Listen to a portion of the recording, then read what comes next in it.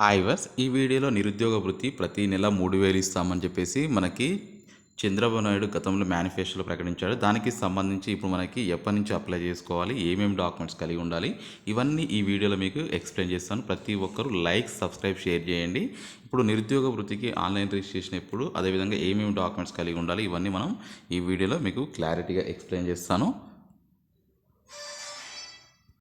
ఏపీలో నిరుద్యోగ వృత్తికి అప్లై చేయాలంటే మొదటిగా మనకి అర్హతలు ఏదైనా డిప్లొమా కానీ, అదేవిధంగా డిగ్రీ కానీ, పీజీ కానీ కలిగి ఉండాలి.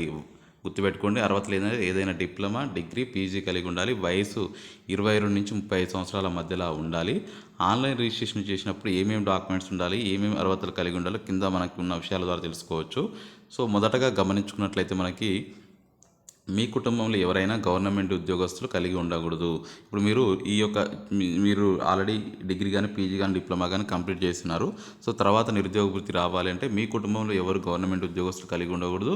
అదేవిధంగా మీ కుటుంబంలో కూడా ఎవరికి పెన్షన్ అనేది రావద్దు, గుర్తుపెట్టుకోండి. సో అట్లా ఉంటేనే మీకు నిరుద్యోగ వృత్తికి అప్లై చేసుకోవచ్చు. మీకు ఇంకొక విషయం ఏంటంటే 5 ఎకరాల కంటే మించి భూమి కలిగి ఉండవద్దు.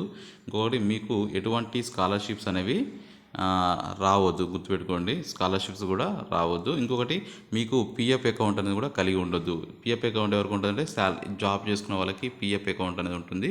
సో కాబట్టి వాళ్ళకి ఉంటే, జాబ్ చేసుకున్న వాళ్ళకి ఇప్పుడు పిఎఫ్ అకౌంట్ కలిగిన వారికి నిరుద్యోగ వృత్తి రాదు.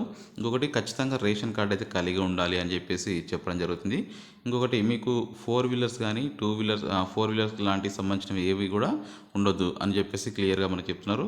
నిరుద్యోగ వృత్తి రావాలి అంటే ప్రస్తుతం వీళ్ళు చదువుతున్న వారికి రాదు అని చెప్పేసి కూడా చెప్పడం జరుగుతుంది. నాట్ స్టడింగ్ ఇన్ ప్రజెంట్ అని చెప్పేసి మీనింగ్ అన్నట్టు ఇది.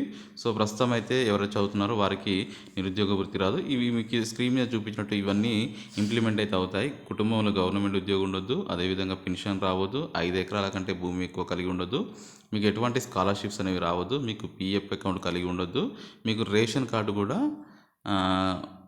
ఖచ్చితంగా కలిగి ఉండాలి. 4 వీలర్స్ కానీ 2 వీలర్స్ కానీ దానికి సంబంధించిన ఎటువంటి ఉండొద్దు అని చెప్తున్నారు. నిరుద్యోగ వృత్తి రావాలంటే చివరికి చదువుతున్న వారికి రాదు, కేవలం కంప్లీట్ అయి పీజీ, డిప్లొమా ఉన్న వారికి, సో ఎటువంటి ఉద్యోగం చేసుకునే వారికి మాత్రమే నిరుద్యోగ వృత్తి అయితే రావడం జరుగుతుంది. ఇది ఓవరాల్గా నిరుద్యోగ వృత్తికి సంబంధించినటువంటి పూర్తి సమాచారం. నా ఎక్స్ప్లెనేషన్ నచ్చితే లైక్, సబ్స్క్రైబ్, షేర్ చేయండి. Thank you for watching. Have a nice day.